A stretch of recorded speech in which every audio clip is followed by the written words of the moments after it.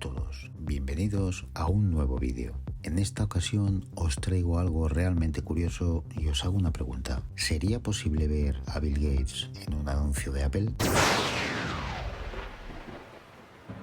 Entrando en contexto, os puedo decir que estamos en el año 1984. Apple ya es una empresa de tamaño mediano que ha producido algunos ordenadores como el Apple II y el Apple Lisa, y en enero de 1984 va a lanzar su gran apuesta para que todo el mundo pueda tener un ordenador en casa, el Macintosh. Para ello produjo el que para muchos es el mejor anuncio de televisión de la historia, dirigido nada más y nada menos que por Ridley Scott, el cual te voy a dejar un enlace en la cajita de descripción para que juzgues por ti mismo. Si no lo habías visto aún, aunque es todo un clásico, por la temática que entrelaza, y me digas en los comentarios qué te parece. Y podrás preguntarte por qué Bill Gates habla de Macintosh en este anuncio. Y en realidad, si bien no voy a contarte toda la historia completa del CEO de Microsoft y su relación con Steve Jobs en Apple, puedo decirte resumidamente que ambos tuvieron mucho en común y sus caminos estuvieron unidos durante un tiempo, cuando en palabras del propio Bill Gates dijo en entrevistas posteriores: hubo un momento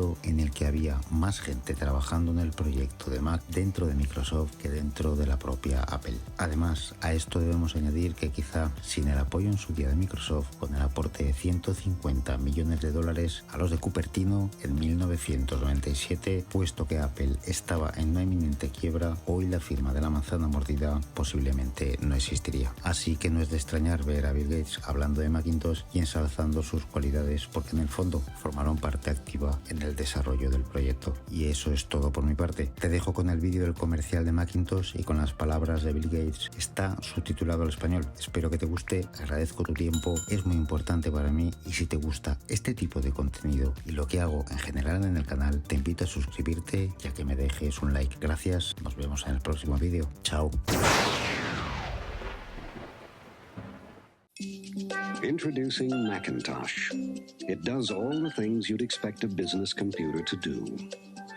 It does a lot of things you wouldn't expect a business computer to do. And it does some things no other business computer has ever done before. Of course, to do all this, you will have to learn to do this. Macintosh, the computer for the rest of us. The development of Macintosh by Apple has been paralleled by the work of leading software developers.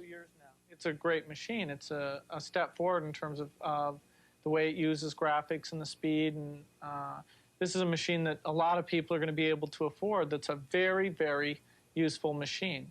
I was enthused. Microsoft doesn't work with new hardware very often, but we put a team of people on it from the beginning, and we're planning that over half of our retail sales next year will come from Macintosh software.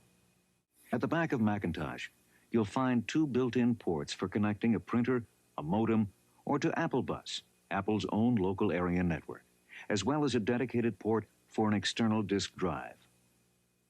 The Image Writer printer from Apple is specially designed for Macintosh. By plugging a modem into your Macintosh, you can communicate by telephone with electronic databases and news services. You can also emulate DEC VT100 and IBM 3278 terminals.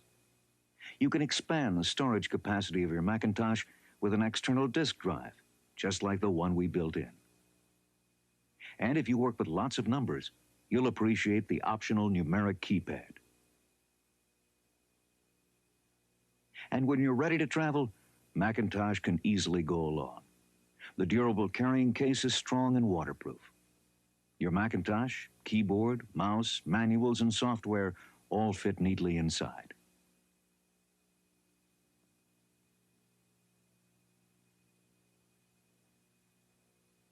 Even fully loaded, the carrying case is light enough to go anywhere you go.